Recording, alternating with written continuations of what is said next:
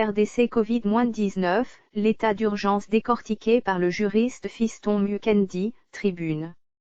Le message du chef de l'État à la nation procède du principe selon lequel les faits précédant le droit, étant donné que les décisions prises et annoncées par le président de la République la semaine dernière devront, bien que la légalité d'une décision soit appréciée au moment de son émission, intégrer un cadre juridique régulier sous l'empire de l'état d'urgence.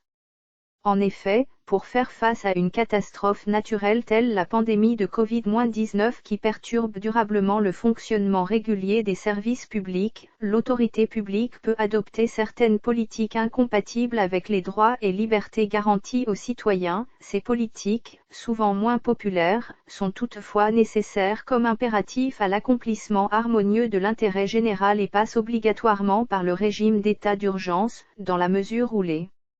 restrictions des libertés fondamentales répondent aux exigences de compétences et de procédures, de but et de motifs. L'instauration de l'état d'urgence fait intervenir le président de la République en tant que garant de la nation, le Premier ministre, chef du gouvernement investi de pouvoirs réglementaires ainsi que les présidents de 2 chambres parlementaires en leur qualité des garants des libertés fondamentales.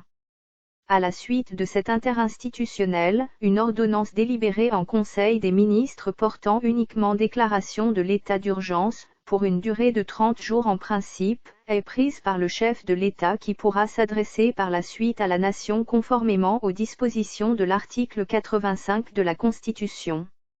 Après la déclaration de l'état d'urgence, en vertu des articles 85 in fine et 144 alinéa 2e de la Constitution, le Parlement se réunit de plano en congrès et adopte la loi portant mesures d'application de l'état d'urgence. Il sied de noter que la République démocratique du Congo ne disposant pas d'une telle loi, en connaîtra pour la toute première fois. Une fois la loi adoptée, par ordonnance délibérée en Conseil des ministres, le président de la République prend les mesures d'accompagnement de l'état d'urgence.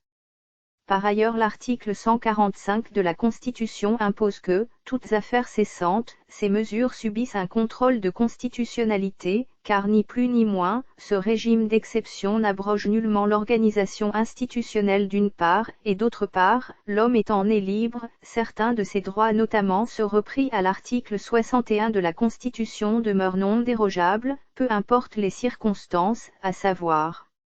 le droit à la vie, l'interdiction de la torture et des peines ou traitements cruels, inhumains ou dégradants, l'interdiction de l'esclavage et de la servitude,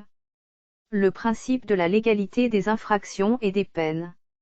les droits de la défense et le droit de recours, l'interdiction de l'emprisonnement pour dette, la liberté de pensée, de conscience et de religion.